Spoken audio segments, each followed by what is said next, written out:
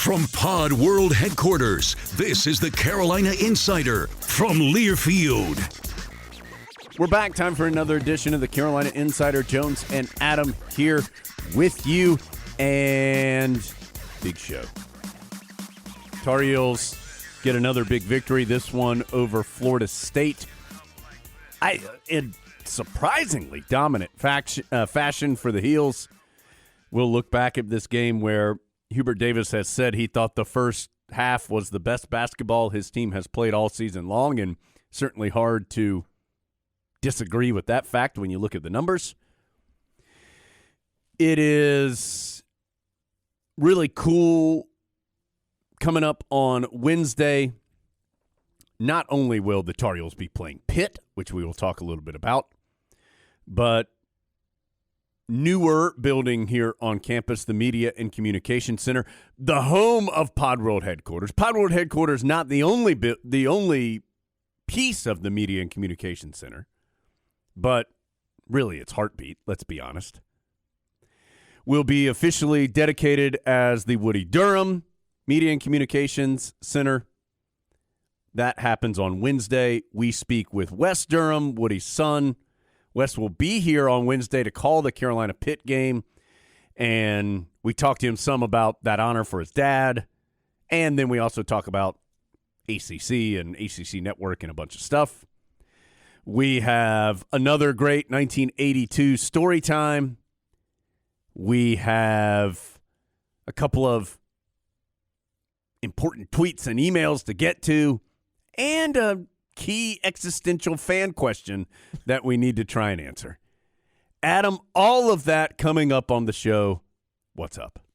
Boy, sometimes you say it's a big show, and I think, well, I'm not sure if that's true. You think Jones is lying to the listeners again. That was a lot, what you just said. Yeah. Can you imagine what naming rights to Pod World headquarters would go for? Astronomical. I think that's why it hasn't been officially named yet. Yep. Because the bidding is too high. It's just, I mean, at some point, I think the term, we could get our friend Billy Crudup to come and tell us that it might just be priceless, Adam. I think part of the issue is some people want to make the naming rights donation in Bitcoin or NFTs. Yeah, they know how much we respect that. Yeah, and so we're not sure exactly how many bored apes equal one pod. Yeah, they're quarters. Like, how about this picture of a digital monkey? Is that enough to name the pod room? Is that enough? And meanwhile, John Montgomery's up in his palatial office like, I think I'd need at least 2 crypto punks for that Pod World headquarters. So all of that upcoming here on the show. Adam, we're brought to you in part by StubHub. It's the easiest way to experience every Tar Heel game. The Tar Heels only have, 3 home games left? That's right. There's only 6 games left in the regular season. Where has the time gone? The Heels have games against Pitt, Louisville, and Syracuse. Long time ACC Tobacco Road battles remaining in the Smith Center. Pitt, Louisville, and Syracuse.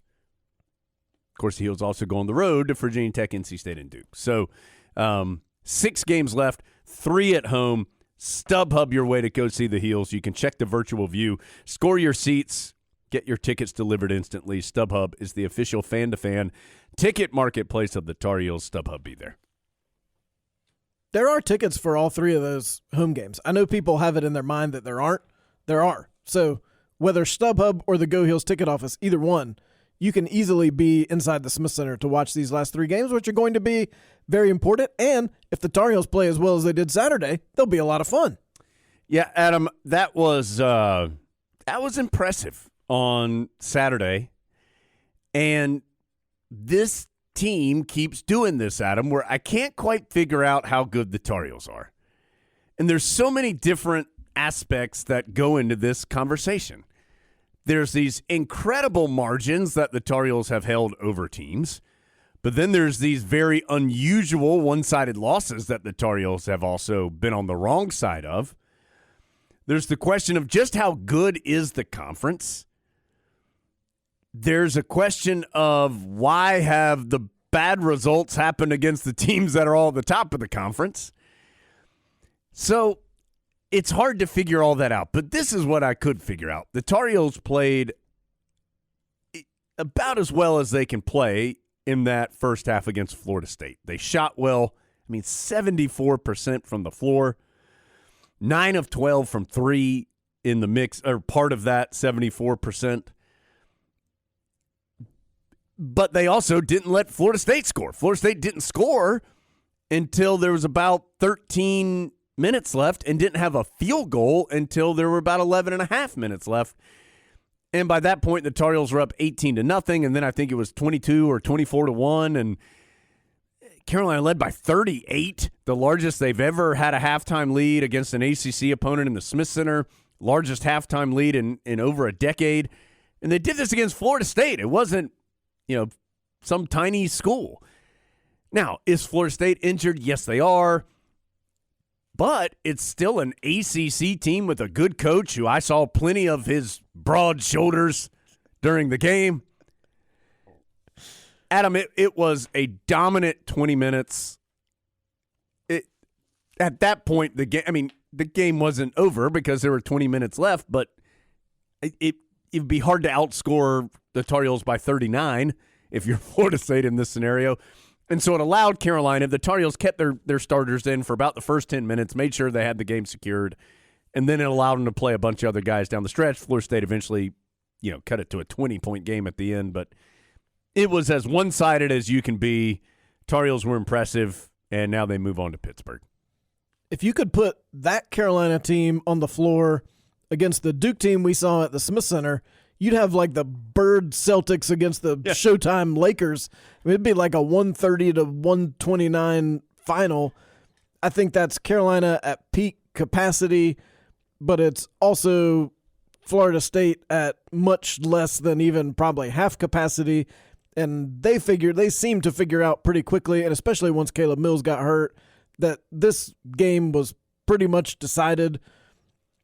I have it on good authority that when the lights went out and the officials went over to Leonard Hamilton to ask him if he was okay playing in the low light conditions, Leonard Hamilton kind of made it clear that he was fine if the game was just over. Because at that point, things just weren't going well for the Noles, and they were going great for the Tar Heels. I thought Leaky Black helped really set the tone for the way the game was played in that first half by the way he shared the ball and the way he ran the court. And Carolina really shared the ball as well in that first half as they have all year, and now they've done that the last couple games. So it could be a trend, but you're going to have to do it against the better teams. Yeah, that was my follow-up question, Adam, because there were a lot of great things. Caleb Love made 6 3-pointers. R.J. Davis had another really good game. I just think he's playing really well. He had 11 assists and 1 turnover in the 2 games last week. He's been in double figures. I think it's 8 straight in 9 out of 10 games. Armando Bacot had another double-double. This was I said this to you after the game off the air, that you've had a good year where you go 17 and 14, and it's just kind of like, oh yeah. That was a solid game by Armando, where he's 7 of 9 from the floor with an impressive double-double. There's a lot of stuff that we could talk about this single game, but to me, it goes to this bigger question. Like, is Carolina getting better? I think the Tar Heels are getting better. And yet, the Duke game still happened, and we've still seen enough that makes you go, but, and they've got to eliminate the but moving forward. And that's the problem with the Carolina resume. They've had these opportunities against the better teams and have not taken advantage of it. And in all honesty, the game tomorrow night against Pitt is not going to help in that way because people don't see Pitt that way. Even the only way it matters is if you lose. You just have to win it. Then you do get an opportunity on Saturday at Blacksburg. I think that's one that could change a little bit of the mindset about this team. But right now, the perception is clearly better than the bad teams, clearly not as good as the best teams, which puts you squarely in the middle. And that's not a place that the Tar Heels are used to being, but that's where they've played their way to as we sit here in mid-February. Now, you've got another month before Brooklyn to change that, and the rest of the league is also moving up and down around you. Like Wake Forest is in a little bit of a tough stretch right now. Carolina's got a chance to move up ahead of them. So we'll see, but Carolina's earned the reputation that it has right now, but it also has the ability to change that. We'll talk more about the Virginia Tech game on Friday. I think it's the biggest game of the season for Carolina. To this point, and maybe period, I understand the Tar Heels go to Duke, and I get that. But I think this is the biggest game of the year for Carolina coming up on Saturday. We can talk about that, like I said, later in the week. When we say this every year, Castle Coliseum is a sneakily tough place to play. That's like an old-school ACC road game in terms of the environment. Adam, one thing of this game, or coming out of this game, that I do think is of note, and especially when you combine it with the Clemson game, is the Tar Heel bench and the fact that Dontre Styles has been the first guy off the bench now for the last 2 games. He and Kerwin Walton and Puff Johnson most notably, and Justin McCoy and DeMarco Dunn as well, but most notably those 3 guys, Styles, Walton, Johnson, they combined in this game for 22 points. They combined for 8 rebounds. Styles showed the flashes of his incredible athleticism that I think, probably Leaky Black is the only one on the Tar Heel team. Caleb Love maybe to a lesser degree that is of that level of just pure athlete that Dontre Styles is. He can get up. He finished at the rim a few times. He always has some at least to me, he flashes in some rebounding opportunities about how high he gets to snatch some rebounds.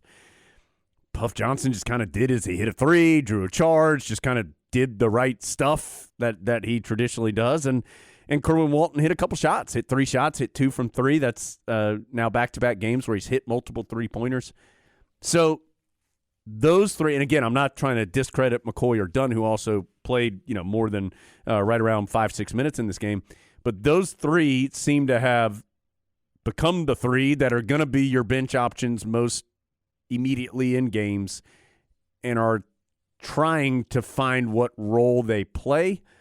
And as we have talked about several times, particularly here over the last few weeks, they are going to need to play a bigger role if Carolina can reach its fullest potential here down the stretch. And I think each one of those 3 has one specific thing they can do that if they just do that thing when they come off the bench, that's a positive for Carolina as a team. Kerwin Walton, make shots. That's really all Carolina needs you to do. Dontre Styles, be aggressive and athletic, crash the offensive glass. That's really all Carolina needs you to do. And Puff, just make good basketball plays, draw a charge, defend, be kind of annoying on defense. I feel like he's very annoying on defense. In a very polite way. Yeah, of course. They're all friends afterward, but when his guy has the ball, it's problematic for that guy because Puff's very long and he's always right up on him because he knows he's got 5 fouls to use and he's not going to get 5 fouls. He's not going to get enough minutes to get 5 fouls. So if you could just get those 3 specific things out of those 3 players, then Carolina's a better basketball team than it was a month ago when it seemed like everyone was trying to do everything. Kerwin Walton doesn't need to come in and run the team or get assists or even get rebounds or, honestly, even really defend. Just make shots. Hit 3s. Just make shots. If Carolina has that coming off the bench, they're 8 to 10 points better than they were in those games when they were getting 0 from the bench. You can't get 0 down the stretch and put it all on your 5 starters because so many of those starters score from the outside and they're going to have an off game from time to time. You're not going to shoot 50% from 3 every single time. So just that little boost off the bench makes you a much better team. There was a lot of talk about Dontre Styles after this game, and it made sense. I mean, it was the game that he's played the most minutes, the game that he was the most productive. He has been the chosen one on the bench that fans go, why isn't Dontre Styles playing more? And Adam, we've said this about him. The flashes are impressive. And I think the desire to get more consistent has been there from the coaching staff for Dontre. He talked to you after the game talking about how he feels a little more comfortable. And Coach Davis and Dontre have both talked about his quality play in practice here as of late, which is, Hubert Davis has said from the very beginning of his tenure that what you do in practice is determining how much you play. So he's never wavered off of that. And the potential is exciting. And we've seen it before at Carolina and at other places where a freshman, the one that, and please understand I'm not, but like Chris Wilcox at Maryland. Remember how his freshman year, the year they won the title, like all of a sudden at the end of the year, he started playing better, and became a big player off the bench. I even think Nasir Little is a good example of that at Carolina, where as the year went on, he became such a threat off the bench. And again, I'm not saying Dontre Styles is either one of those players, but it's followed a natural progression for 95% of college freshmen that Dontre Styles has been on. And so I don't think it's worth going, well, he's just had a couple good. I do think there's at least that potential there that this is a significant development for Carolina. And I think it's unreasonable to think that the ceiling for him over the rest of the season is, well, maybe eventually he'll be playing 30 minutes. The ceiling is like 10 or 12 great contributing minutes, doing all the things that Hubert Davis has asked him to do. And I thought Hubert Davis was very upfront on Saturday in saying that it's been difficult for both he and Dontrez to figure out where Dontre Styles fits in this whole mix. And we all know what that means. It doesn't mean like Dontre Styles is over there making faces at Hubert Davis in the locker room, but you can tell when someone wants to play and isn't playing what they want to be playing. It shows. And I also thought it was interesting what Dontre Styles said when he said, Coach Davis told me my time was going to come.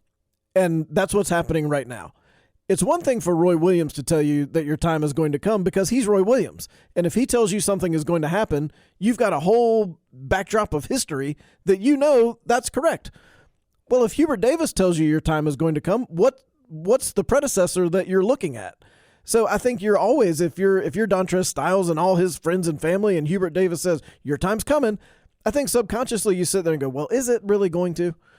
That's natural.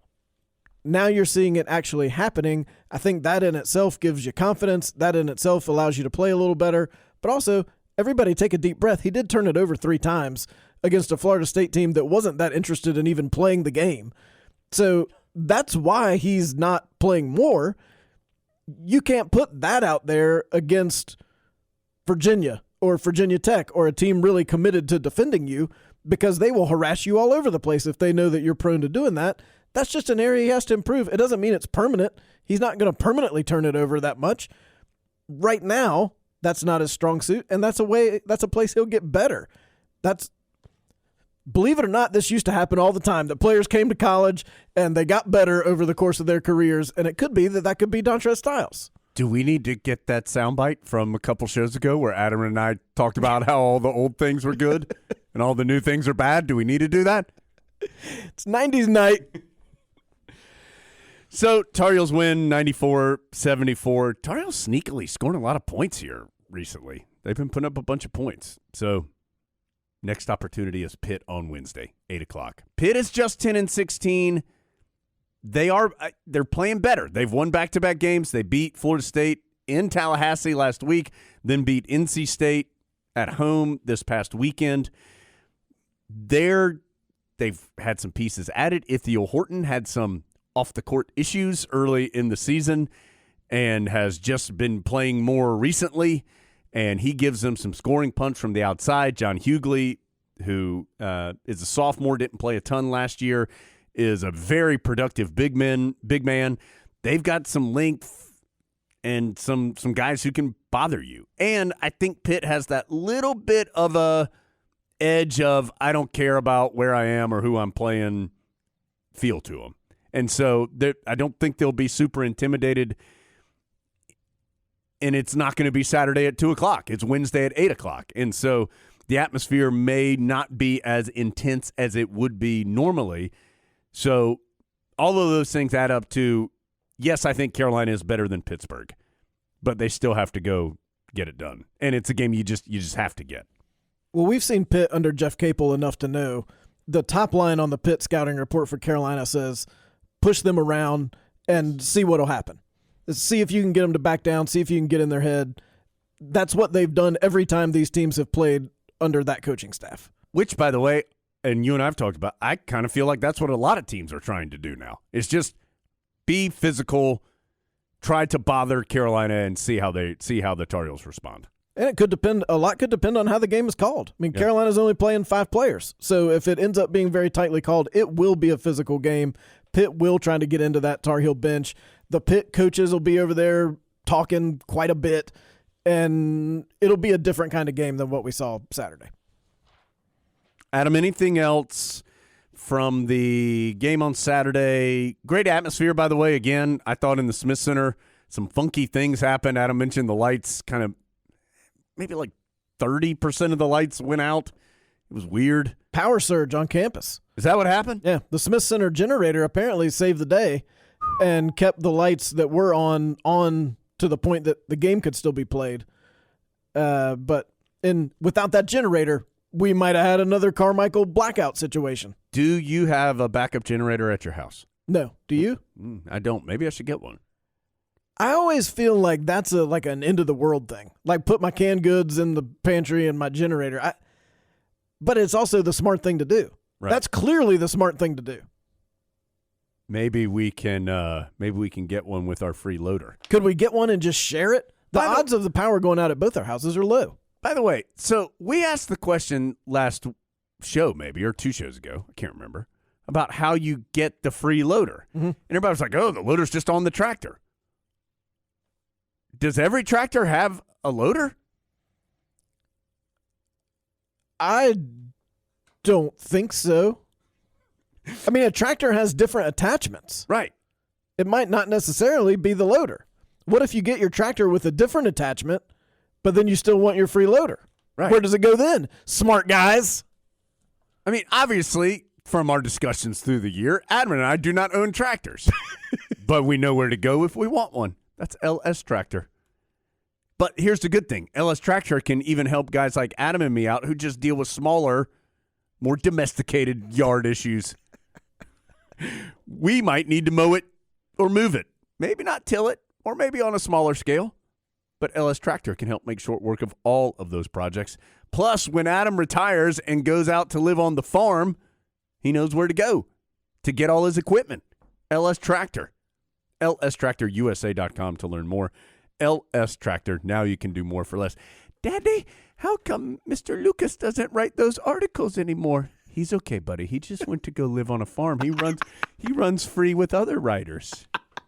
They all run and they play and they write emotional articles together now. He's happy, I promise. Could you ever imagine a day where you wanted to retire like out to a farm? Yes. Really? Yes. Like a real farm? No. Well, hold on. Let me back up.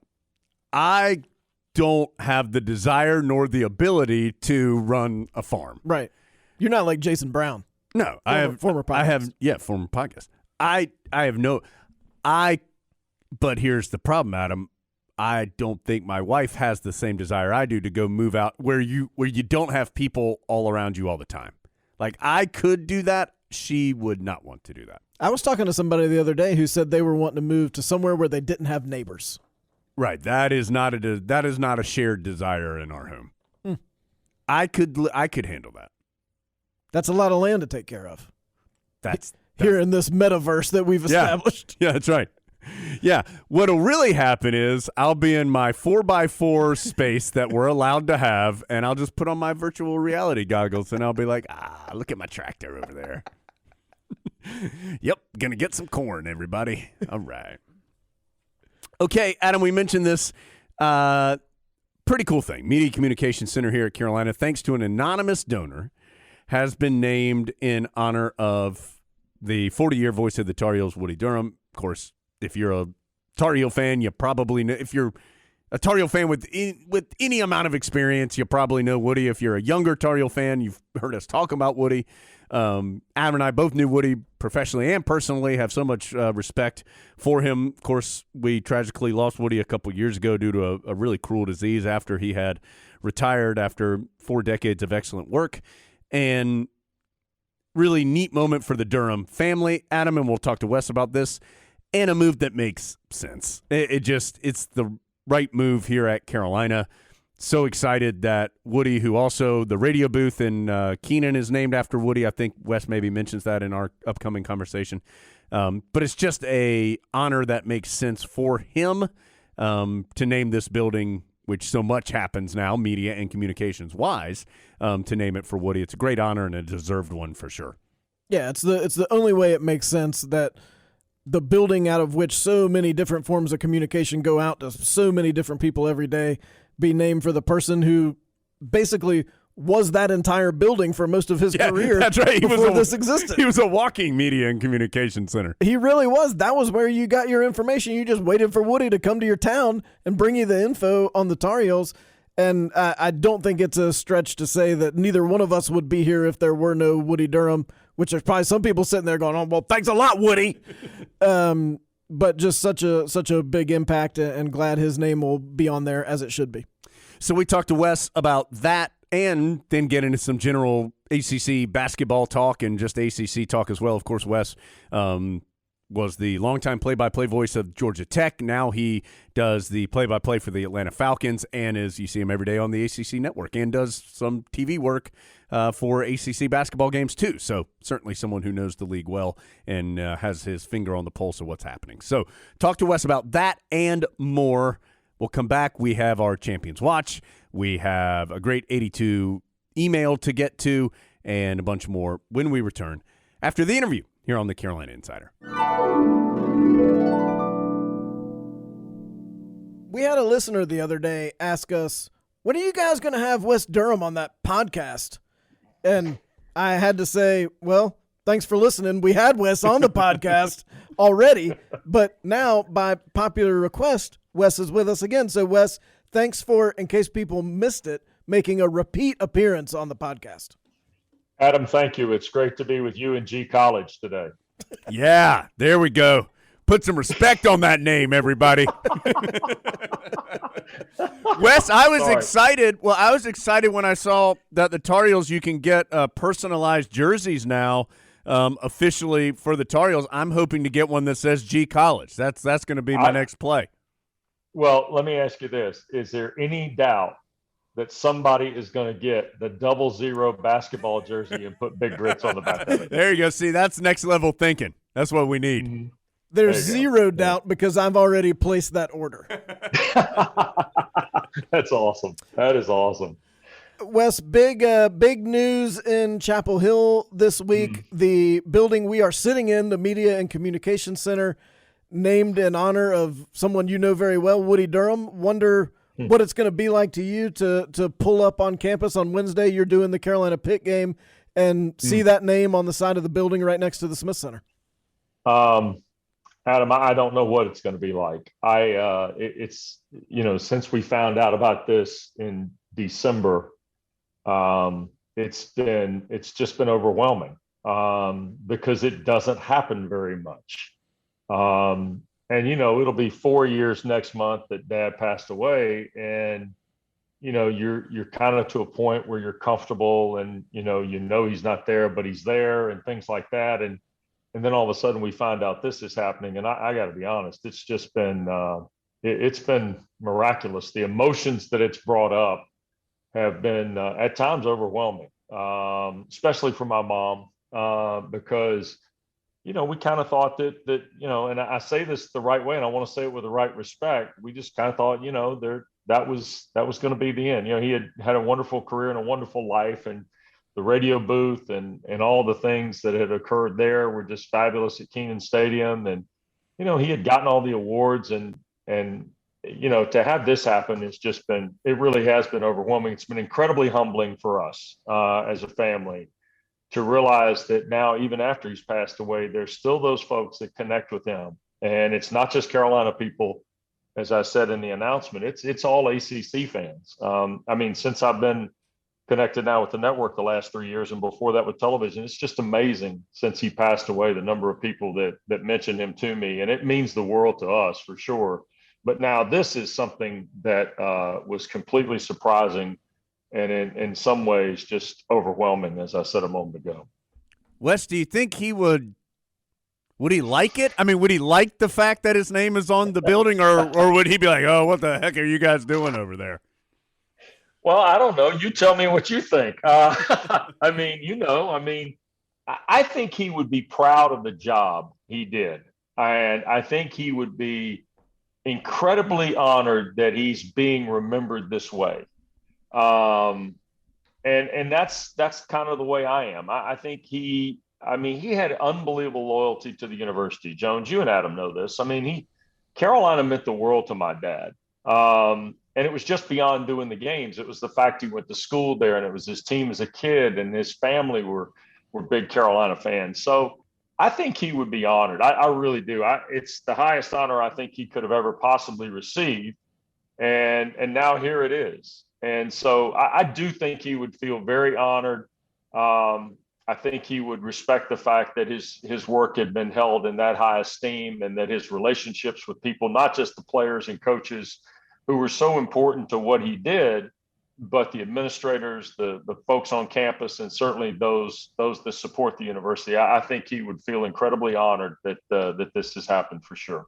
Is it still special for you to call a Carolina game? And I know obviously you are, you can't favor one school over another. And of course, Wes has worked at Georgia Tech, so he has relationships with ACC schools. But is it still special for you to call a Carolina game or be in the Smith Center? Is there a little something extra, or is that passed? Yeah, no, it hasn't passed, and it won't, because it's the way I grew up. And you and Adam know this for sure, that for 16 years, Dad and I did the same game together. It was part of the reason, you guys know this, it was part of the reason I went to Georgia Tech, was because I wanted to work in the ACC, and I wanted to do games in the same league as my dad, and a league that I grew up in, and a league that I adore, from a historical and a competitive standpoint. So yeah, it'll be special to be there Wednesday night. And I'm glad it worked out that way. I mean, there was a little bit of scripting that had to go into that, because I typically, as you guys know, I typically do not do games midweek. The people with ESPN and the college basketball department, and the folks with the ACC network were very kind to let me do this particular game, because this one is not on my schedule. And then it turns out that I'm doing the ball game Saturday in Blacksburg with Corey Alexander. But yeah, it'll be special Wednesday night to be there, and it's great that the university and athletics is elected to honor us that way at a ball game for sure. As hard as it is for all of us to believe, it's been a decade since Woody called a game on the Tar Heel Sports Network. As somebody who saw it from both kind of the inside and the outside, how do you think it was that he made this connection with people that 10 years later we're still sitting here telling Woody stories and naming buildings for him? I think because of who he was and the way he grew up. I think that, he always held the role of being the radio announcer or being the voice of position as a front-facing position for not just athletics or the sport you were broadcasting, but also you were the front-facing person principally who would connect with people through the university. And you guys saw it with Tar Heel Tour and the Rams Club events. You would go out and you would take a variety of coaches. It wasn't always the head football coach or the head basketball coach, but it was always my dad typically. Until later years, I guess, Jones, when, other guys started helping out and that kind of thing. But at the same time, my dad valued the chance to go do those events because it put him in front of the Carolina people. And, he was the guy that they listened to, and they listened to him for years. So the connection with people at Carolina is unmistakable. The interesting thing for him, and I think the surprising thing for him, as much as you thought you were connecting with the ACC, was Adam and Jones when he retired. And I've told this story several times. I may have told it to you guys. Carolina played that regional in Raleigh after he retired over at PNC Arena. And I think Virginia was in the same bracket, right? As I Correct. recall, or at least the same sequence of games. And he had retired and again, was really starting to slow down. This is kind of when we knew there might be something going on from a neurological perspective. And so the folks that took he and my mom over dropped him at the door of PNC Arena, and then they went and parked the car and came back. Well, my mom tells the story that when they walked inside PNC Arena, they were waiting on the folks that they had ridden with. And my dad was approached by not just Carolina fans, but there were Virginia fans there. And my mom said that he made more pictures and shook hands with Virginia people than he did Carolina people. Well, if he was shaking hands and making pictures with Virginia people after all the years, Virginia and Carolina had gone at it, then I guess he did an okay job. But there were also like NC State fans that were there, and they came up and shook his hand. So I think it was instances like that. And then he went to the Wyndham Championship over in Greensboro at Sedgefield. And just as a past chairman of the event, he was a part of that. And Mom said that was another area where, people just really gravitated to talking to him. And he met young kids who there's no way they heard him on the air.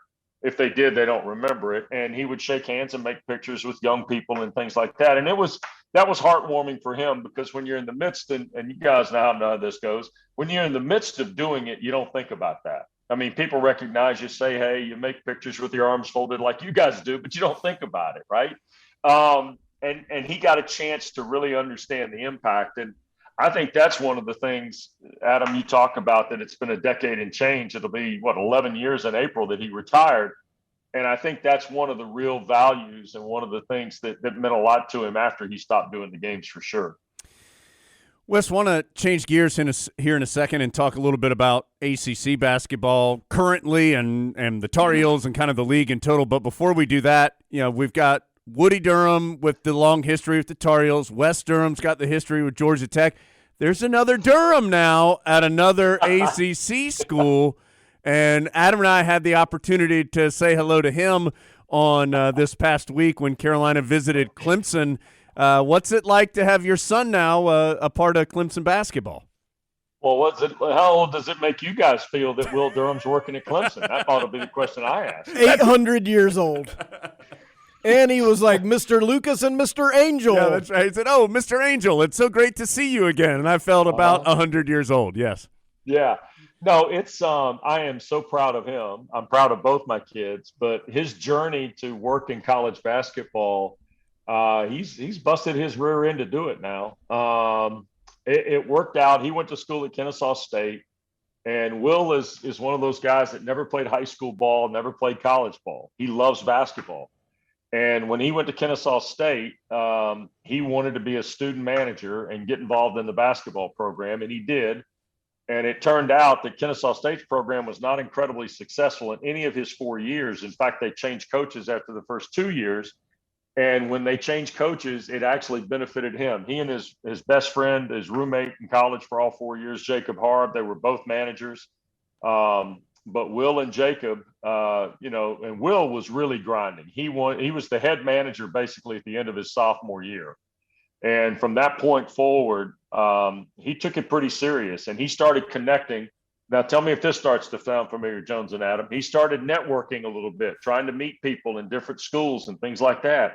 And he started connecting with guys who were senior managers at other schools about GA positions. And Aaron Stevens was the outgoing GA at Clemson, and Will connected with him during the pandemic. And Aaron kind of put him, this is what you have to do to get involved in the program and, come up and visit, that kind of thing. And Will just did a great job. He had Clemson and a couple of other schools he had talked to. And it was fortunate that it worked out for him to join Brad Brownell and the Clemson program. And of course, Brad, as you guys know, is a great guy and a terrific coach. But Will was able to get there, and he actually went up there in early June, right after he graduated from Kennesaw, to get started. And he announced to me in July, "Dad, this is like real work." I said, "Yes, it is. It's just like real work." But he's enjoying it, and it's been fun to connect with a lot of people in the business. He said, I got to tell Coach Davis, it was great. Hubert spent probably 10, 15 minutes with him, I guess, at the Carolina shoot around the day of the game at Little John. And that was incredibly gracious of him. Will said he's had some really interesting exchanges with other coaches who figure out who he is and things like that I know. And that's been nice too. But yeah, he's excited about being a part of it. Like everybody else, he wants to win a few more games along the way. But he has enjoyed it and has learned a ton, because he was actually one of 2 GAs with the program guys into the month of August. And then the third week in September, the other GA left to resume a professional basketball career that he had going in Europe. and Will now is doing the 2-for-1 on the GA job. So it's a lot, but he tells me now I may be getting a master's in sports management. He said, but I'm getting a PhD in basketball. So it's gone really well for him. And I'm glad he came up and spoke to you guys. I knew he was going to do it. I just didn't know he'd call you Mr. Jones or Mr. Lucas and Mr. Angel.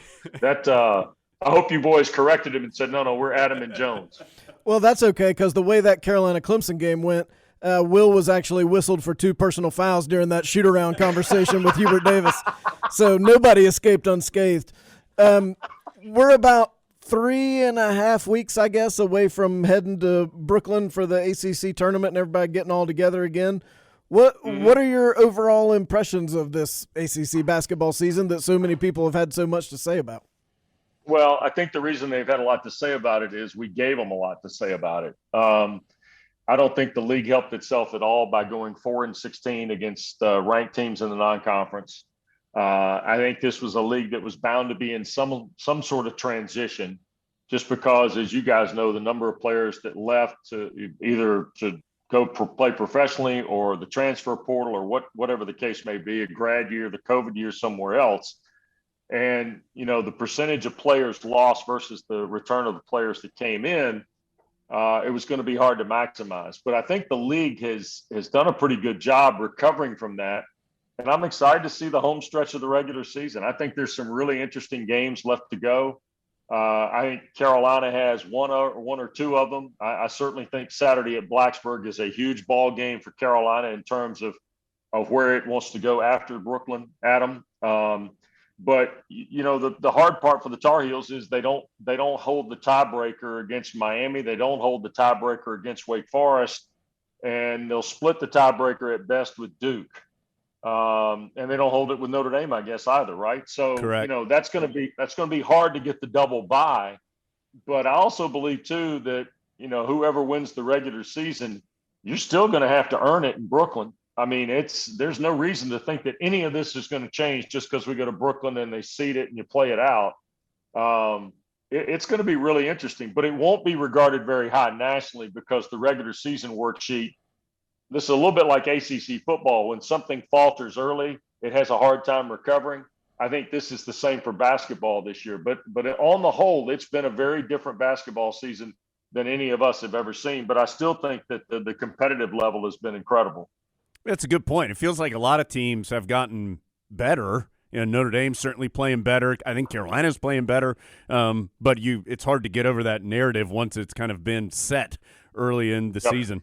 Wes, with Coach Williams retiring and, of course, Coach Krzyzewski being done after this season, how important is that happening? Have we confirmed that one's going down? Huh? Okay. Hold on, let me get Cascada playing and we'll figure it out. Well, there was the class that saved Coach K, and then now there's the class that ended Coach K. Wait. Hey, come on, Lucas. Lay off my network now. Come on now. Don't do that to me. All right. I'm sorry. I couldn't pass that one up. So this is a two-part question. How important is it for ACC basketball for Carolina and Duke to be good? And then secondarily, there is this window here. Is there a team in your mind, or a team or two, or a program or two that can take advantage and say, hey, you know what? Carolina and Duke are in these once-in-a-generation type of changeovers and grab some more consistent control of the league? Boy, that's a good one. Well, I think they're obviously, look, and you guys have seen it, from the front row, that there is a transition even when the hire is made from within, right? I mean, there just is. That's the normal route of just life, and it'll happen at Duke too when John Shire takes over. You know what? I don't. I think what Mike Bray's done this year is he's gotten a team that's gotten old, right? And then they've got a really talented freshman in Blake Wesley. And I think that Notre Dame has a little bit of staying power. And I think the paperwork, if I'm counting the years right, Dane Goodwin can play one more, believe it or not. So that would be interesting from Notre Dame's perspective. Prentice Hub obviously could play one more. So, you look there and all of a sudden there's some guys that could come back and be a functional part of a better basketball team. So I'll throw Notre Dame in there as a candidate number one. By the roster makeup, Virginia Tech, even though they're not one of these first 5 or 6 schools we're talking about, Jones, Virginia Tech is one that I can see long-term success with. I think if NC State is healthy, NC State's a different team than they are this year, based on Terquavion Smith and obviously where Darion Seabron is and things like that. That's the interesting part. But to your point, I think you have Duke and Carolina as brand names. I think Virginia certainly is in an interesting cycle point for them. And I'm interested to see them play the rest of the way and then add the recruiting class. I don't know per se if I can name one. I will say this, and I think this needs to be noted about him and about their program. Steve Forbes has done a really remarkable job in 2 years with Wake Forest, but I think Steve Forbes also knows, because of his junior college experience, he can evaluate the fit for his program and the kind of player he needs, maybe on a quicker scale than others can. So he could see a guy maybe as a grand transfer, watch a little tape and say, okay, well, we need 5 things. He does 2 of them. Well, then we go find 2 other guys to do the other 3 things, if that makes sense. So I think Wake Forest for me is a very, very interesting team to watch the rest of this year and then see kind of what happens with their roster next year. I think other schools, Carolina, Duke in particular, are always going to have the balance of the 4-year guy and maybe the 1 or 2-year guy. And I think that's just kind of part of where their brand is right now. I still think this league is going to cycle back up. But we were looking the other day on the show at non-conference records against ranked teams. I mentioned 4-16 a moment ago. You know, the ACC really hasn't had a great year against ranked non-conference teams since the 2017-18 season, and then again in 18 and 19. This is the 3rd year that the numbers have not been very good. So in some ways, the rhetoric was already established by people nationally about this league, and now the roster upheaval has added to it, and I think that's led to the full discussion. But I do think that we do have a couple 3 schools that can join Duke and Carolina, but I don't think Duke and Carolina are going anywhere in terms of their landscape in the ACC. We all grew up where basketball was the engine that drove everything. Does how good your basketball conference is matter anymore? And if it doesn't matter, where does the ACC fall in all that? Well, I think that's a really fair question to ask, Adam, and I think the answer is complicated.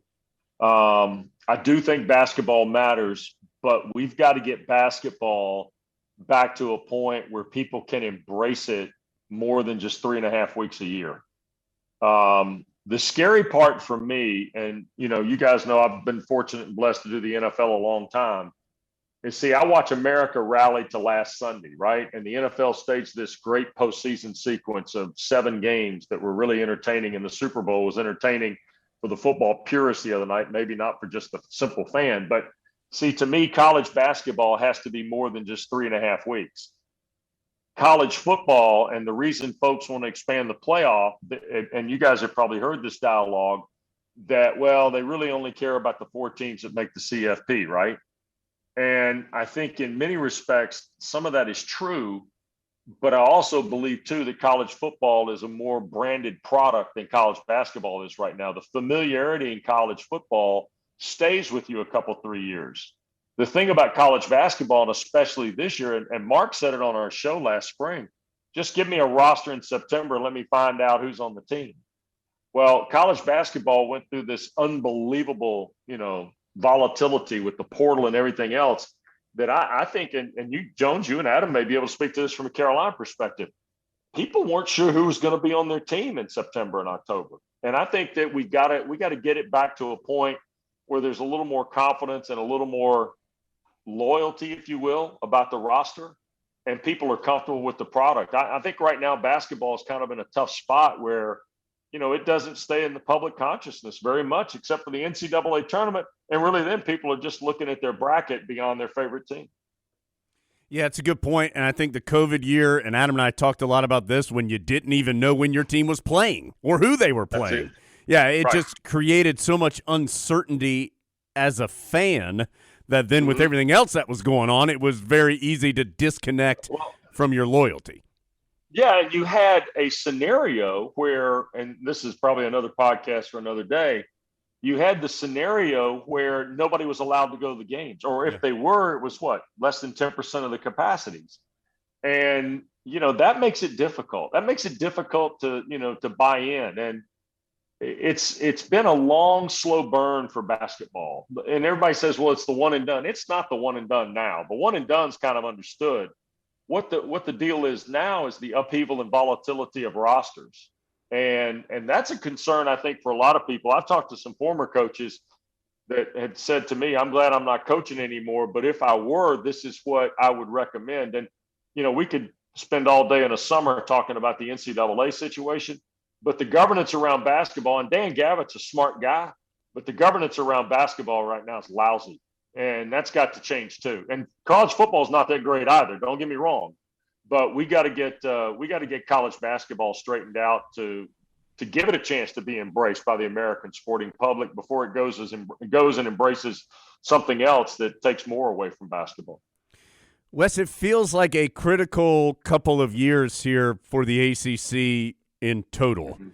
They just put out the money that every SEC team is getting, and it's astronomical. And it just at least it doesn't seem sustainable for the league to continue for each team to get tens of millions of dollars less than the teams they're supposed to be competing against every single season. How does this thing get fixed? It's a really good question. I'm not smart. I didn't major in business. I look at, and knowing a little bit about how the SEC works, they've hit the money line on a couple different things. One, they launched their network when the television partner had carriage agreements wide open with every major distributor in the country. So that's how the Southeastern Conference was able to launch on time with their network, because ESPN was in the midst of major negotiation with all the carriers. And in the time span between the SEC launch and the ACC launch, America started taking television in a different way. The days of paying for the big cable bundle just don't exist anymore. And you guys, we all have kids, and, kids are digesting things on their phone and iPad now more than they are on a television. And so that part of it has been different. So that's a revenue stream that I think, all these schools need to find out which way, that can benefit them. And this league needs to find out which way that it can benefit them. Jim Phillips has great ideas and great concepts, especially as it relates to football. I think the alliance with the Big Ten and the Pac-12, I think ultimately people will see the benefit of that beyond just what people perceive it to be in relation to the college football playoff or in relation to other projects and missions that they have. But I do believe there is something there with those three guys. The part about football and the part about the revenue sports, Jones and Adam, for me, has got to come in big bulk when it comes to your championships and it comes to your television network. The other thing too is that we've got to do a better job as a league of being in the discussion for the college football playoff and for being, more participatory in Final Fours and national championships and things like that. The brand names of these leagues and the brand names of the institutions have to continue to be strong. And Mark says this on the show a lot. The ACC's better, like in football, when it's not just Clemson, but it's Clemson, Florida State, Miami, and Virginia Tech. Those are the four big brand names. Well, if we can have 5 or 6 brand names, whether they win double-figure games or not, just have those brand names, I think makes a world of difference in the revenues. But it's going to be difficult to catch the SEC in terms of the amount of money they're making because, again, they hit the jackpot on the front end, and now they've been able to renegotiate a huge deal with ESPN as it relates to their college football package. That's not going to change. That programming and that entity is still pretty massive for the ACC to run and catch, but you can put a little dent in it, I think, for sure. As somebody who's seen it from the inside, what do you think the ACC network has figured out over these last couple of years about how to be its own thing and not just say, all right, this is the ACC version of the SEC network? What do you think it's learned about how to tell the story of the conference in a way that's appealing to everybody? That's a really good question, Adam. And I don't know that I've got a great answer because the silo of what I do is, pretty much contained in 7 to 10 every morning. The programming and content development stuff falls in another area of the company that I don't have a lot of contact with. I think there are things in development that are good. I think you've seen the Bobby Bowden and the Kay Yao Legends piece that's been released here in the last couple months. I know that Ralph Sampson's in the queue on that, and there are more to come. I think we also have to understand, too, that there's a lot of rights and licensing that has to be considered. I mean, I'll get emails from folks or tweets or things of that nature where people say, well, it'd be great if they could show me the 1980 Clemson Carolina football game, or, whatever, 79 games or anything like Lawrence Taylor, Amos Lawrence. Well, some of those games just don't exist in the formats that they can show them like that. I think there's some that do, but the programming development and the content development is front of center. Jeremy Michaels has taken over in charge of programming, and Jeremy's got great energy and great vision. But at the same time, too, I'd be kidding you if I said, we got handcuffed a little bit by the 9 months, 10 months of the pandemic, where it really took things down to a stop. I mean, Mark and I did 200 and some shows with me sitting in my house in Cartersville and him sitting in Charlotte. And then we've just come back in the same place since last August. So there's some growth that really has to occur, but I'm excited about what we're trying to do and hope that we can continue to do it at a high level. The schools, and you guys know this firsthand, the production control rooms at the schools have been asked to do 3 and 4 times more than I think they were going to be asked to do, at least originally in the first 3 years.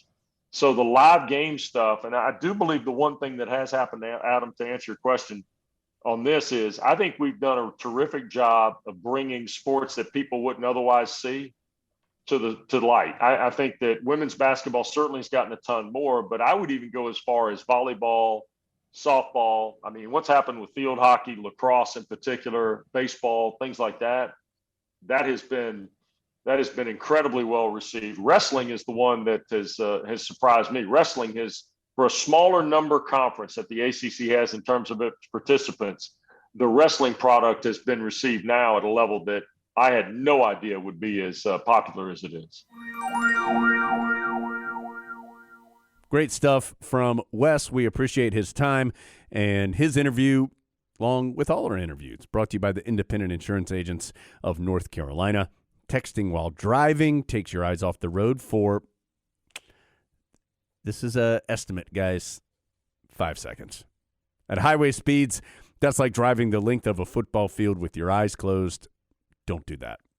Trusted Choice Independent Insurance Agents of North Carolina want you to stay safe behind the wheel. Put down your phone while driving. Let's have a hands-free NC. To learn more, find an agent near you. Visit trustedchoice.com/goheels.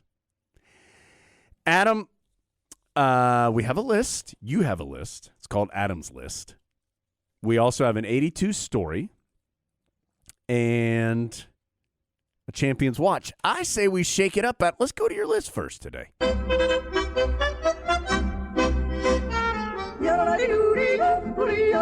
What's on the top of Adam's list? Brought to you by Top of the Hill, where Tar Heels come to celebrate.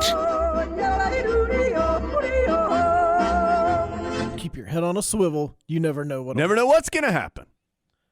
First on the list, and first in our hearts, Sean Patrizi. Oh, what up, Sean? I thought he made some good points here, and I wanted to get your thoughts on this. Okay. Sean would like to hear your thoughts on if the one-and-done rule goes away in basketball and the NCAA implements the baseball model. How would that impact Carolina basketball wanting to run a program? Sean tends to think it would benefit the Tar Heels. Sean loves NIL and keep that going, but if anything, he thinks staying 3 years enhances the NIL, but let the guys who want to go straight to the pros do it. Well, this is not a new, not to say that Sean didn't bring up a great point, but this is not a new discussion or thought. Basically, you're saying Sean plagiarized his. Yeah, that's what I'm saying. Right. You can never trust the Patrizis, what I'm saying. Right. I agree wholeheartedly with Sean's point. And Adam, I know, and I'm sure that it's more complicated than that. But man, does it seem to make a lot of sense to me. And I'll even go to what we were just talking about with Wes when he, I think correctly, talked about how much roster turnover has hurt support for college basketball. I do think that's true. I just think it's hard to know who's on the team. And I'm not saying the Tar Heels, Brady Manek's been a huge addition this year. So I'm not saying that Carolina hasn't been in that same conversation. Tar Heels also had Walker Kessler transfer out, which I think he would have been a big part of this year's team had he been here. So, again, I'm sure it's more nuanced. There's stuff I don't know and probably don't understand. But gosh, it makes a lot of sense to me. I think you give the freedom to the player to make the choice. Is it hard to make that choice at that age? I'm sure it is. But it is a day and time where player choice is at the forefront. You give that player that choice.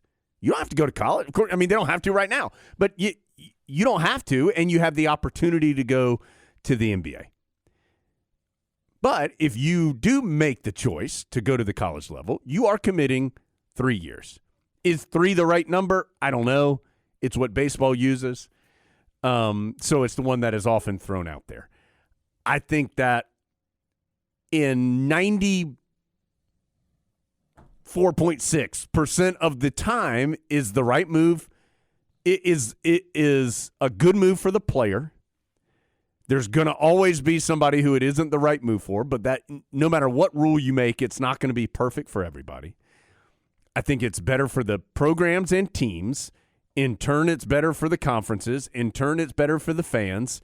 It's better for your product. So the choice is there, but you also are enhancing the college product by bringing this up. Now, the big difference, and Adam, you live in the baseball world more than I do. To me, the big difference is there's so many more spots in baseball than there are in basketball.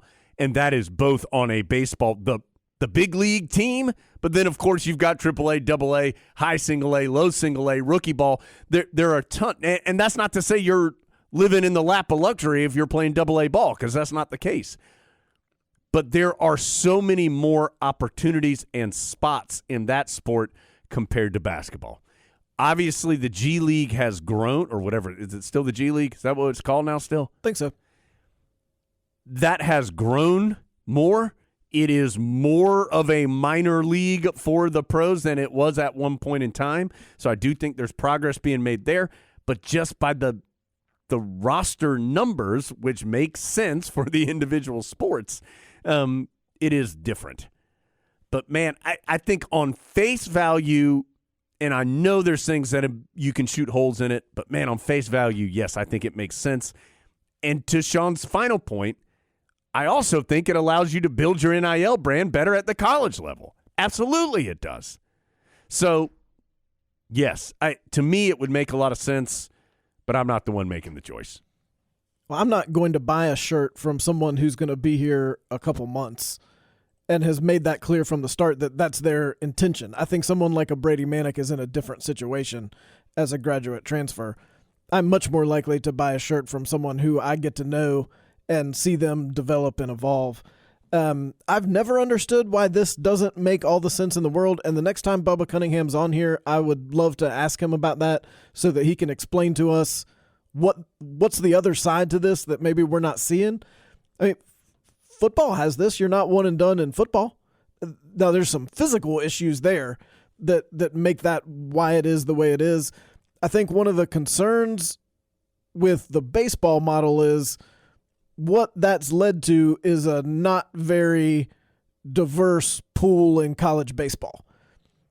But the reason why that isn't applicable here is 99.9% of the people who are playing college baseball are paying to do it because you don't get a full scholarship. Basketball, you're going to get a full scholarship to come play basketball for 3 years at Carolina if that's what you choose to do under this rule. So in that way, I don't think they're the same, and I don't think you'd end up with the same product.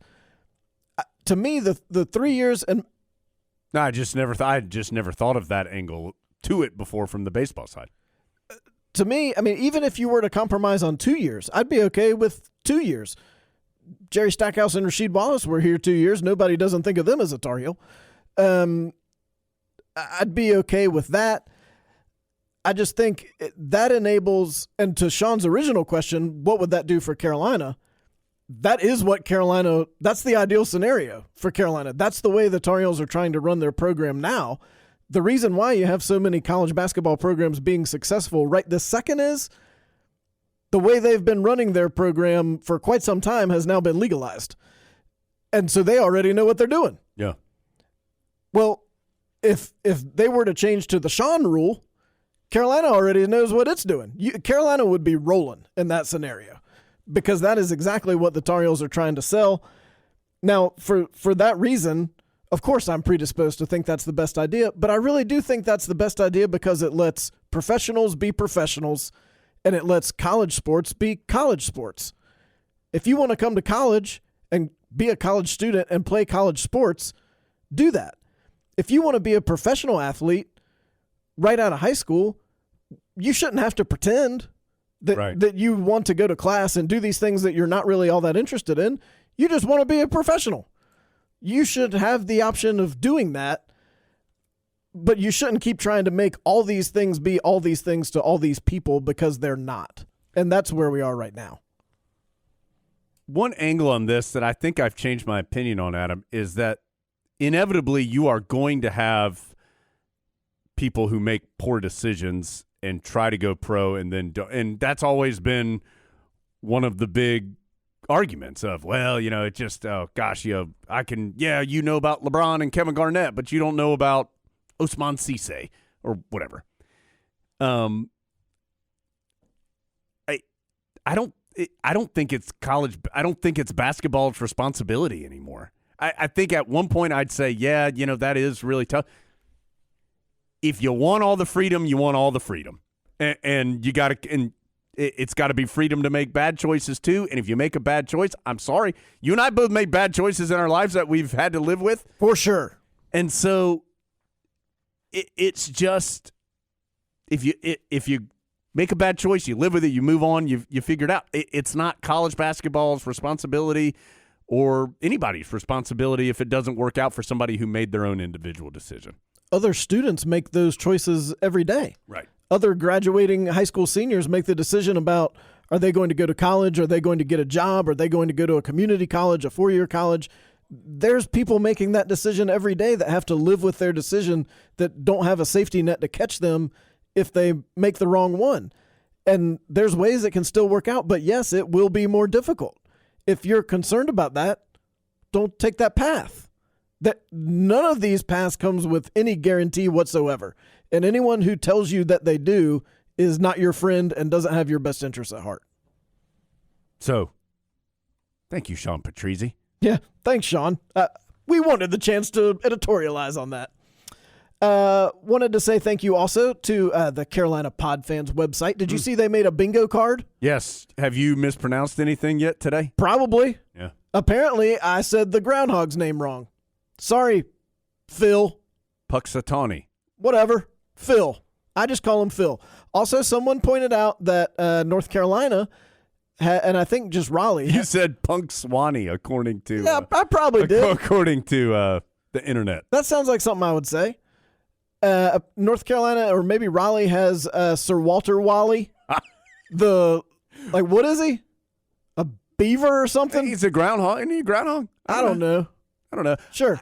Points for the name, though. Sir Walter Wally? That's funny. That's good. That is a funny name. Sir Walter Wally. Look, I'm chuckling about it right now. This is a legitimate chuckle that you're getting. It's an LOL. Yeah.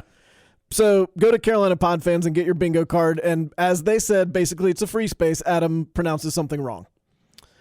I wanted to give a big old what up to PJ Hall.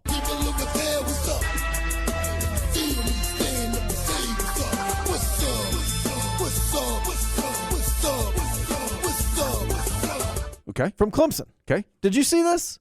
I mean, I've seen PJ Hall play basketball. So after the Clemson-Duke game, a couple hours after the Clemson-Duke game, PJ Hall came out of the Little John Coliseum, one of the cradles of the ACC. Right, yep. And there was a gentleman there whose car wouldn't start.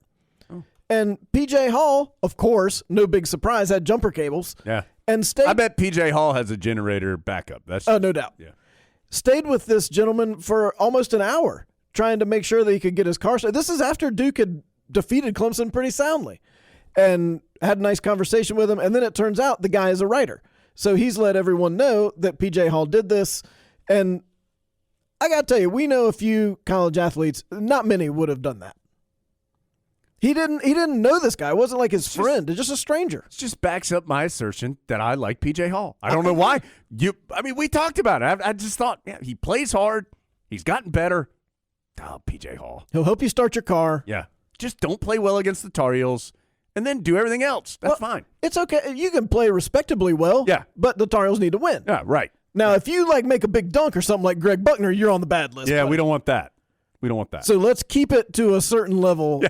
Understand the grand scheme of things, PJ Hall. Right. At that point, I'll just be like, well, he probably punctured your tires while he had you out there fixing your car. What up, PJ Hall? Congratulations to Brent Hood. He is a new member of the 100% Club. Nice. And what a day. He did it on the same day as his birthday, which is also his 40th birthday. Wow. What an achievement. What a confluence of events. This first half of your life, Brent, has all led up to this moment, and you have made a big accomplishment, sir. Then we need to talk about Mike Miller's lucky hat. This is a great point of discussion. But before we get there, it's time for you to get that volume level adjusted and listen to a quick ad. So, we received an email from Mike Miller on Saturday evening. This was after the Carolina-Florida State game. Mike sends us an email and says this.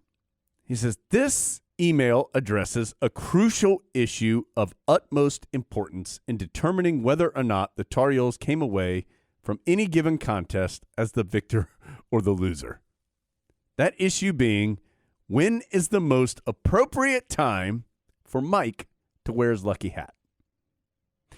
This issue came to the forefront during a discussion pertaining to the Florida State game from Saturday afternoon. So Mike is sending us this email post-Florida State game. Mike was unable to watch the game while it was actually happening. So you know what Mike didn't do? Didn't get LS Tractor to help him mow it, till it, or move it faster. That's right. You never have to miss Tar Heel game action when that happens. That's what I've heard. So Mike recorded it and watched a few hours later when he got home. When he got home, he quickly readied himself for the game by changing clothes and donning his lucky hat. Mike has worn this hat for almost every game since the 92-93 season. That includes all national championships in that time period. A family member, Mike says he won't incriminate them by mentioning who they are, asked why he was wearing the lucky hat. Mike looked at quote-unquote her incredulously and asked, why? What do you mean? She responded, he said, you do want the Tar Heels to win, right? Then she responded by pointing out that the game had already happened, and his efforts to influence the outcome would be in vain since the game had already occurred. Now, as any true fan would, Mike did not check any online or any other outlet to find out who won the game before he watched it.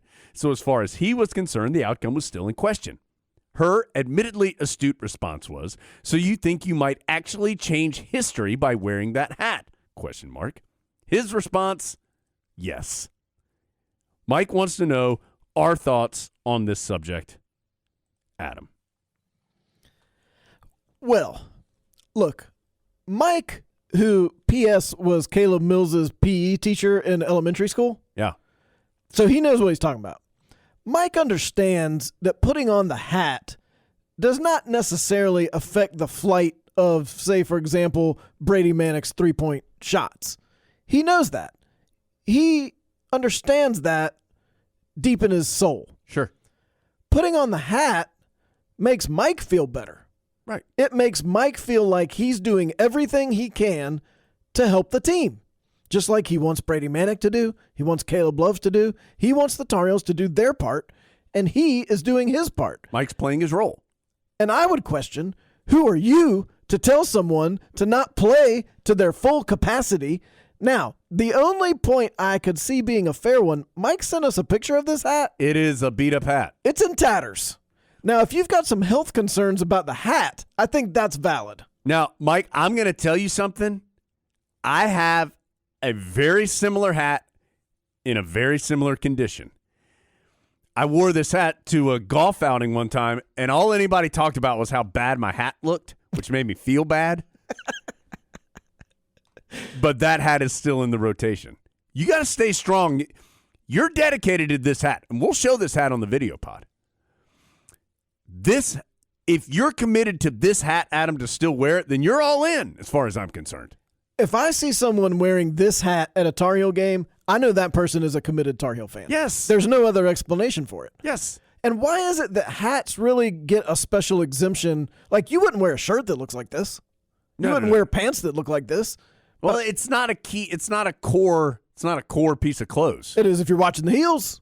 Well, right. But I mean, in day-to-day life, I would rank core clothes as shirts and pants. And so No shirts, no pants, no socks. Right. Then the next tier is probably shoes. Right. Undergarments, probably in the same tier as shoes. Pleats. Well, that's top of the list. Then I think you go to hats are more of an accessory, Adam. Right. Not a core piece of clothes.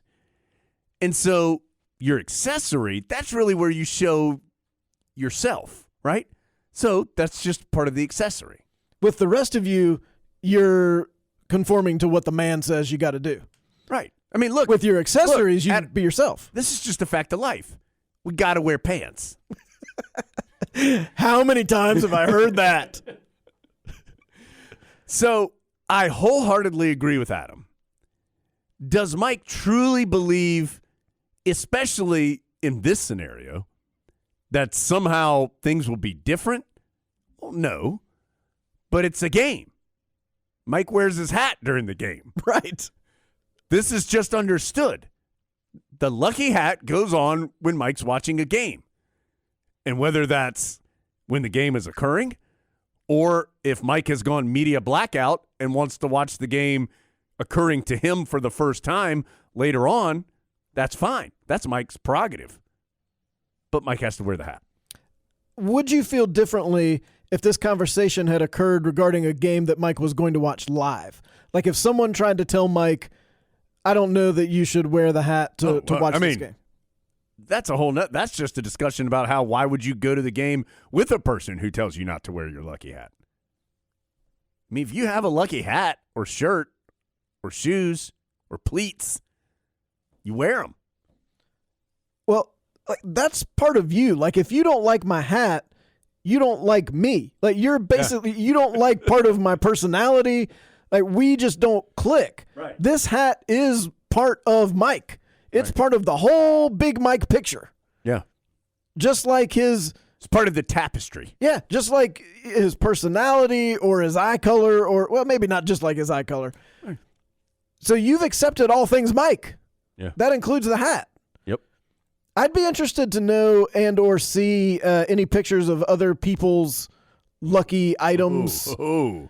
Because I'm telling you, Mike's... Look at you, Adam, creating some video pod content. Well, Mike's is one of the most extreme that I've seen. A lot of people have stuff that's signed that they wear. Like I've seen a lot of hats that have a lot of autographs on them and stuff. I'd be interested to see them. I don't have something. Mine only lasts a season at a time is what I've found. You can say that again, Adam. So we'll see. But Mike, bottom line is we're with you, bud. Yeah. Wear the hat. Adam, we need to... By the way, just real fast, you know what I'd kind of forgotten about?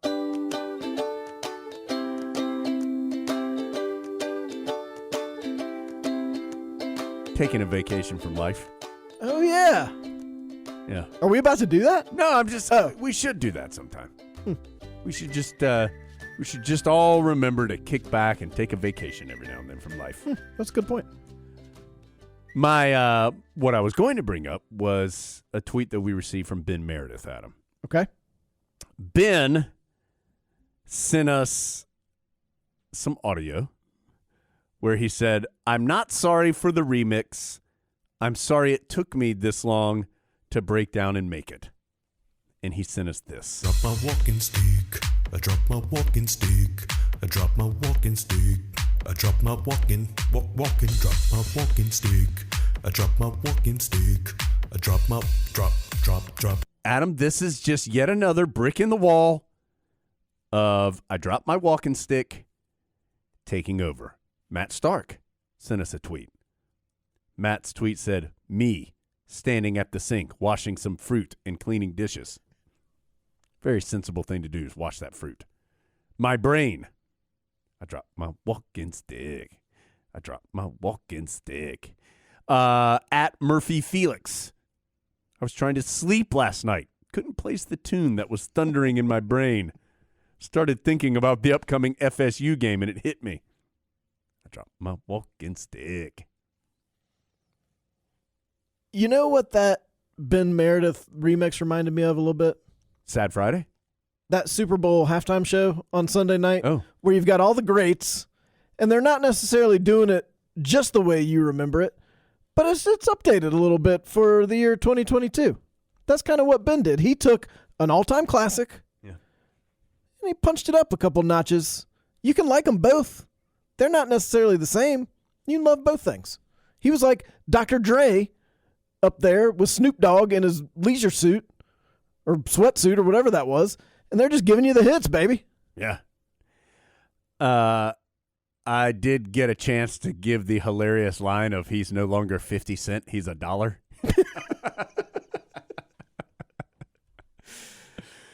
Upside down 50 Cent did not look comfortable. Why was he upside down? He didn't look comfortable. Why did I need him to be upside down? I don't know. How long had he been upside down? Because Right. his face was telling me the story of all this blood has gone to my head, guys, which is understandable. Do you think that was 50's idea? Or do you think somebody had to bring that idea to 50 and go, all right, here's what we're going to do. First of all, we're not telling anybody you're in this, okay? But it's going to be a big surprise right after Dr. Dre, pan down, boom, there's 50. He's upside down. You're hanging by like your gravity boots or whatever. Are you in? I think that had to be his idea. There's no way anybody went to him with that idea. Yeah, I don't know. I have no clue. But well played. I'm surprised at the number of people who felt like he was on the level of the others who were in that show. My wife's one of them. She was like, he was the best part. He doesn't belong in that group. Ooh, that's... I mean, I wouldn't say that to his face. I'd say, Mr. 50, you did a great job, sir. Did you think? He's not in that group. He did fine. But he's not in that group. Well, Adam, not for you. Adam, I understand that. But here's where you're going to get a little tricky, Adam. Maybe the 1987 to 1995 time period wasn't the greatest time period in college basketball history. Now you're just talking crazy. So My lucky hat says otherwise. Yes. I enjoyed all of it. Good job, guys. Everybody tried hard. Including you, Mr. 50. All right, Adam, we still need to get to a couple things, including a 1982 email. So we told you we're going to keep reading these 82 stories until we don't get any good ones, and we still have some good ones. And this one comes from Cam Wester. Sent this one in. So Cam's story starts like this.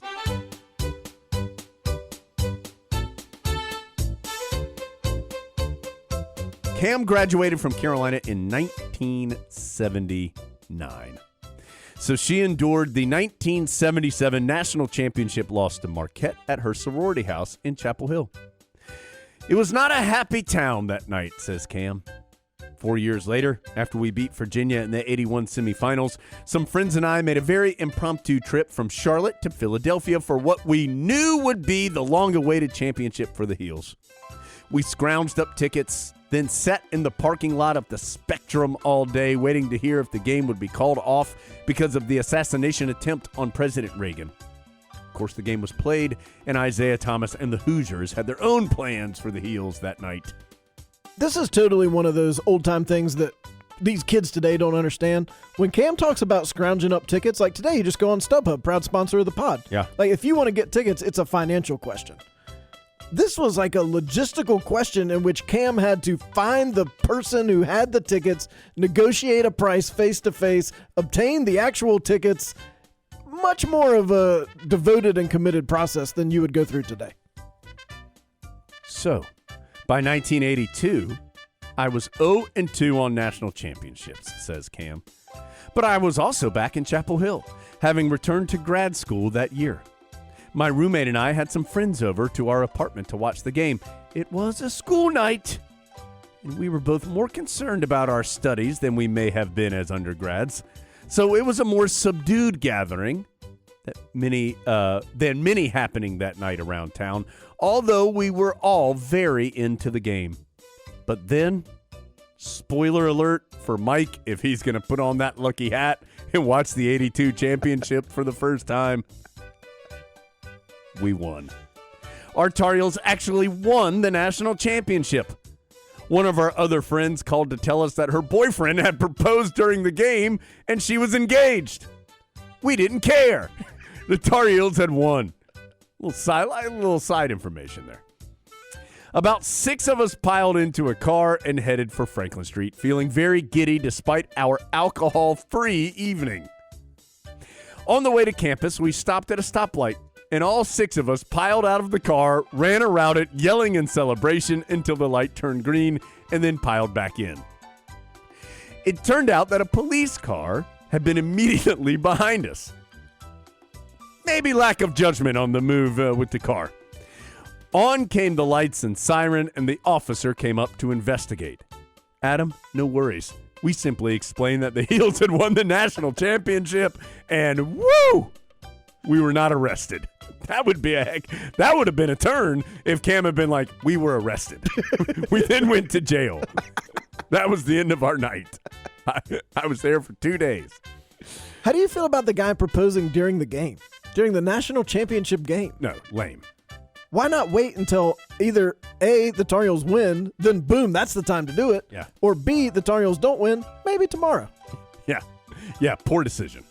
Like That Florida State football player who did it after they lost to Jacksonville State. I mean, we've seen at least one proposal this year that I can think of. Somebody proposed at Louisville. Yep. At the Yum Center. I mean, it doesn't get much better than that, folks. Yeah, guys. Happy Valentine's Day. A day late. I could either propose or get a cameo from Matt Jones Angel. Yeah. Cameo.com. So I've got a couple cameos. It's not too late. I got a couple I got to take care of when we're done recording, Adam. Okay, that's the end of the story. Bye. Yeah, bye, guys. Okay, Cam went to jail. I got to do some cameos. See you later. Mike wore his hat. When we got to Franklin Street, we were swept into the raucous crowd of people yelling and screaming, throwing light blue paint everywhere, burning furniture, and generally having the kind of fun college kids should have when their team wins the championship. I was wearing, Cam says, please keep in mind, it was 1982, a Carolina blue and white striped rugby shirt and a pair of white, what Cam describes as, quote, painter's pants. Do you know what that is? I do not. I'm going to Google it right now, Adam. The rugby shirt, I clearly understand. I had many of those. May still have. Not sure. I assume these are just like the big white pants?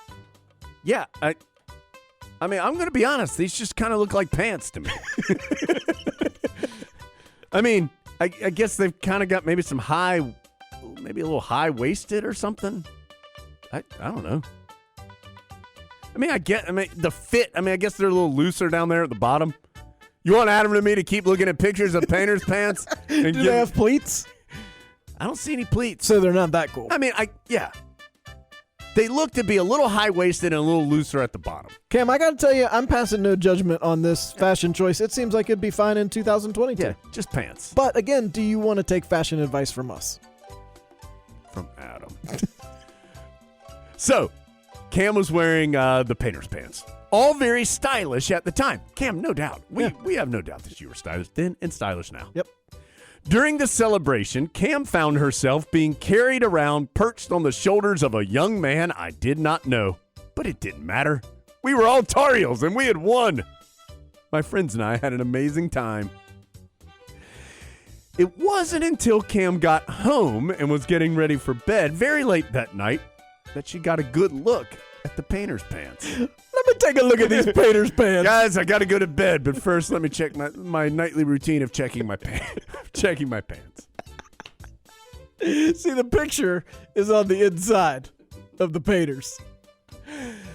There was a distinct handprint in bright Carolina blue paint on the part of the pants that, according to Cam, had covered her rear end, which I was unaware had been grabbed at some point while I was on that stranger's shoulders. I kept those pants, complete with handprint, for many years as proof that I was there for that one shining moment. Now, Cam, you may remember when we were in New Orleans for something equally as important, the CBS Sports Classic, and Adam and I met that group of older ladies out there on the street of New Orleans, that my painter's pants got grabbed from behind too. Somewhere Rick Rutherford's like, I was just looking for my wife's glasses. They weren't there. You know what I really want to have happen is I do want some of our stories to cross over it. And Cam sent us a little side note that she asked us not to read on the air that kind of hints at what I'm about to say, though, Adam. I do want at some point one of our 82 stories to like overlap, right? I wish somebody was like, and then I found this young lady's glasses and handed them back to her in the middle of all the craziness. It'd be like a long distance dedication, and maybe we bring them back together after these 40 years, and they meet in a magical Christmas town with a train conducted by Christopher Lloyd, and they go back and they rectify the painter's pants and the glasses. I mean, I'm going to guess that we're not going to have somebody send us an email that says, and then I got a handful of painter's pants as we celebrated the national title.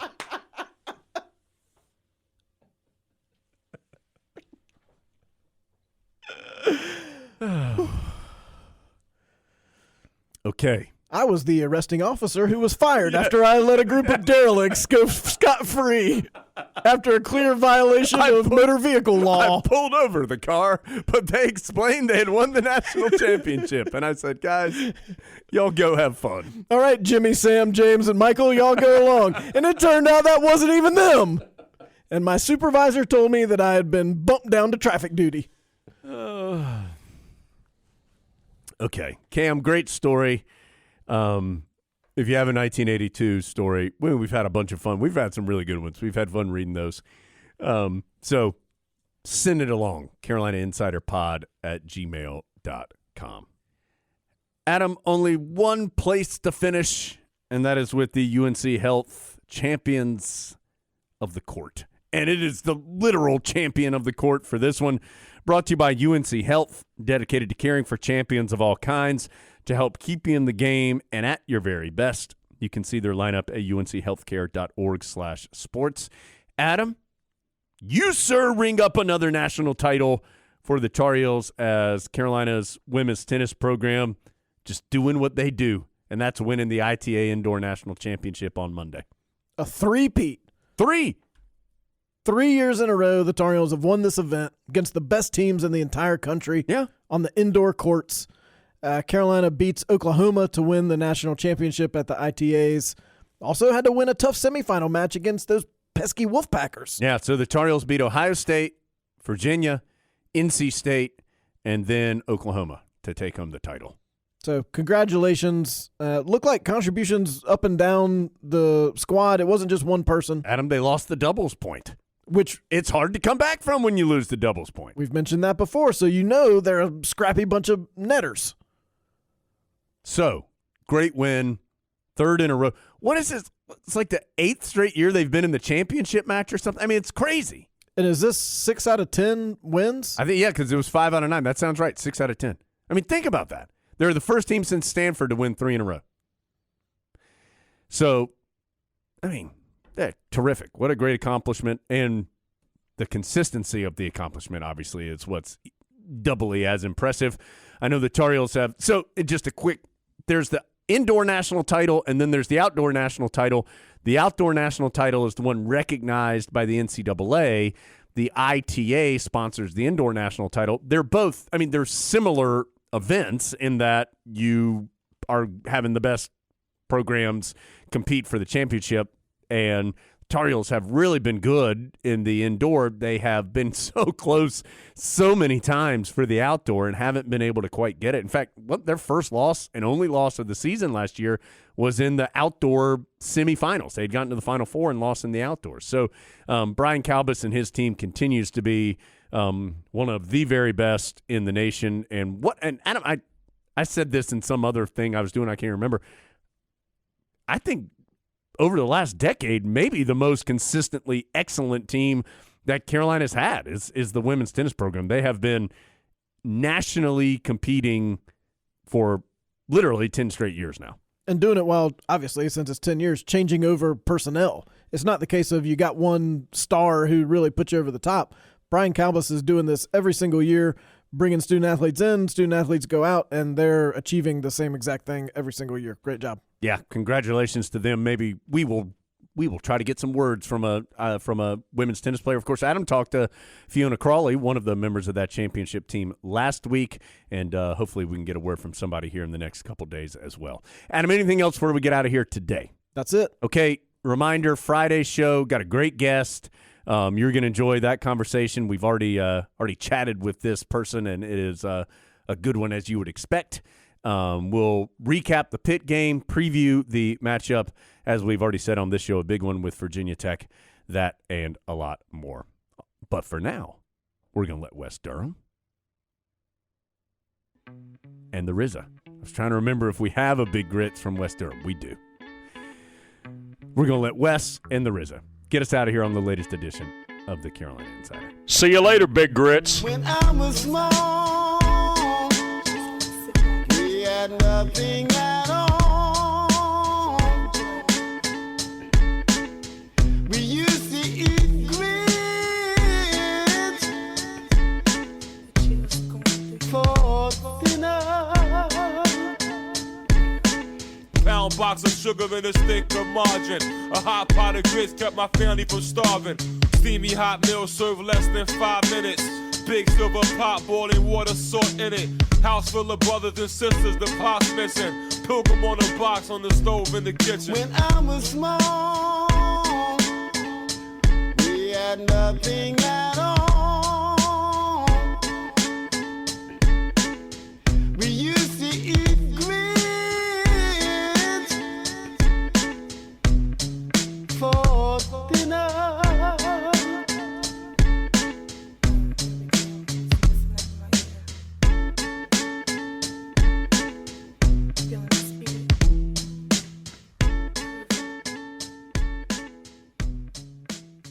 See you later, Big Grit. The preceding has been a Learfield presentation of the Tar Heels Sports Network.